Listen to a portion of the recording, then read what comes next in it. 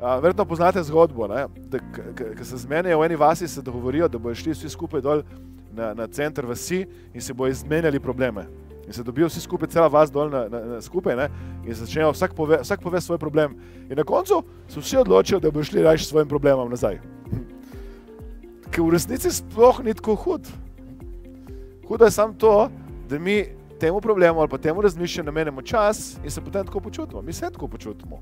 Ker v resnici nismo dobili ene najpomembnejših izobrazb in jaz si želim enkrat, da jo bomo dobili,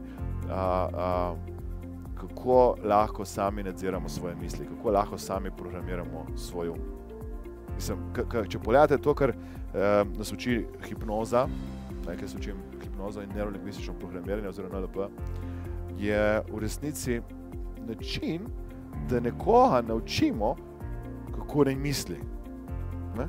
Ker recimo danes boste videli, da ljudje porabijo bistveno več časa, da študirajo, kako telefon dela, kako pralni stroj dela, kako računalnik dela in ne toliko časa namenijo niti približno temu, kako pa oni funkcionirajo, kako bi se oni boljše počutili.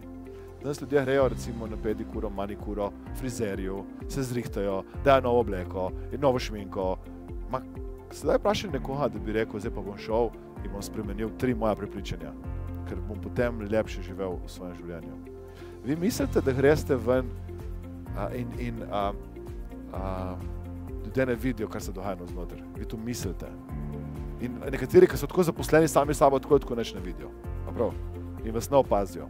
Ljudje, ki vas dejansko pogledajo, bodo opazili, da je nekongruentno to, kar se dogaja navzunaj in tukaj navzven. Ker doskrat boste našli ljudi, ki se smejo in vi veste, da ta smeh ni iskren, da ni v resnici oseba srečna, sem pač to način, kako da navzven to, kar v resnici ima navznotraj. In moje povabilo za vas je to, imejte namero, da boste preostanek vašega življenja preživeli zgoraj. Ker recimo, če je bilo vaše življenje zdaj turbulentno, recimo, da ste se rodili, ste bili dobre volje. Prva stvar je bila, yes, sem prišla sem, sem ženska, to sem hotela, že prej sem bila 3 življenja moški, ne vem, kaj verjamete, ali pa ne.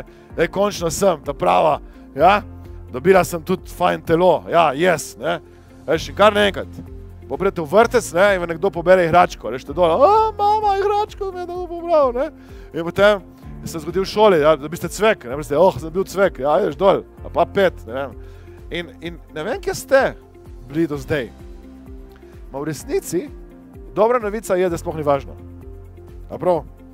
Ker tukaj ste bili do zdaj, nima veze s tem, kaj boste naprej.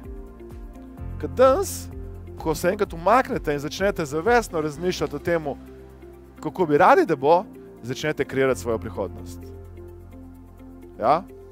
Začnete ustvarjati to, kar bi radi, da se vam zgodi v življenju.